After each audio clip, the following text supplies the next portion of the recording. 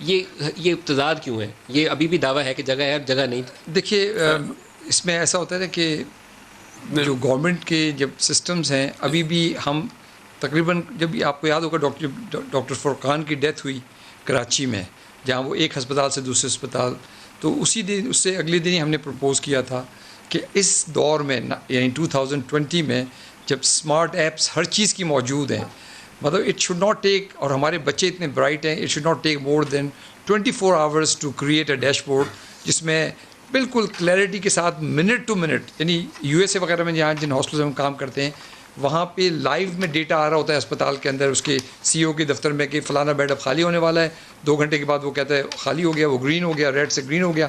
تو مطلب اس کو پتہ ہوتا ہے کہ کتنے بیڈز میرے پاس ایکچولی فزیکل آکوپیشن کے لیے اویلیبل ہے، I C U, H D U, operating room, regular floor. تو یہ تو مطلب بہت پرانی ٹیکنالوجی ہے. تو میں یہ بات، لیکن اب آپ واقف ہیں کہ اس دن جگہ نہیں تھی، ایسے ہی سرکاری دعویٰ ہے کہ جگہ ابھی بھی ہے. ایسے ہی ہے. نہیں وہ تضاد کیوں ہے؟ یہ دیکھیں یہ تضاد تو رہے گا چونکہ وہ جو ڈیٹا ان کو پریزنٹ کیا گیا ہے وہ آپ کو پریزنٹ کر رہے ہیں. بیچ میں نے جیسے بتایا نا کہ بہت سارے سلپس ہیں، لیکن میں ایک بہت اہم بات آپ سے کہنا چاہتا ہوں جو کہ میں بڑے عرصے سے کہتا رہا ہوں کہ دیکھیے ایک بڑی غلط فہمی ہمارے لوگوں میں ہے کہ یہ لاک ڈاؤن سے لوگ مر جائیں گے.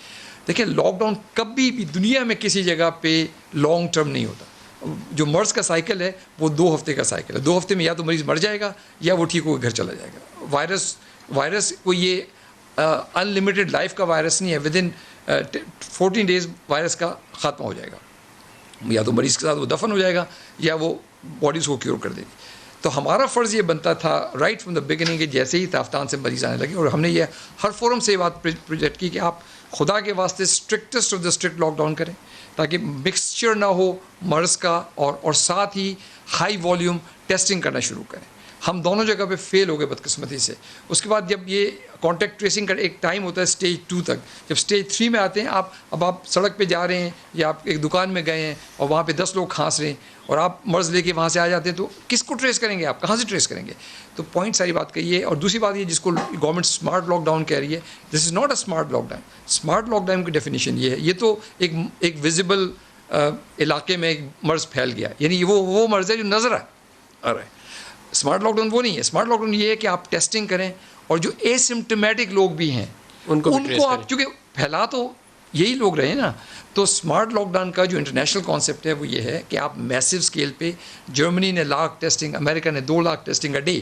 تو ہمیں ڈے 1 سے اپنی اس کیپیسٹی کو بلڈ کر لینا چاہیے تھا، اور ابھی بھی ٹائم نہیں گزرا ہے کہ اس کو بلڈ کر کے لاکھ تک کم از کم اپنے لے کے جائیں. ایٹ رینڈم ٹیسٹ کرنا شروع کریں، اور صرف ان جگہوں کو لاک ڈاؤن نہ کریں، ان کو تو کریں جہاں پہ ویزیبل ڈیزیز ہے.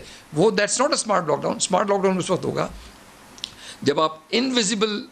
جس کو یہ اسمارٹ لاک ڈاؤن کہہ رہے ہیں وہ صورتحال یہ ہے کہ ایک 10-12 ہزار کی پاپولیشن سینٹر کے اندر وہاں 400-500 جہاں مریض آ جاتا ہے تو وہاں باقیوں کی زندگی 9,000 کی بھی ایٹ اسٹیک ہے. اس کو لاک ڈاؤن کہہ رہے ہیں، which is not the right strategy. Which is not a smart lockdown.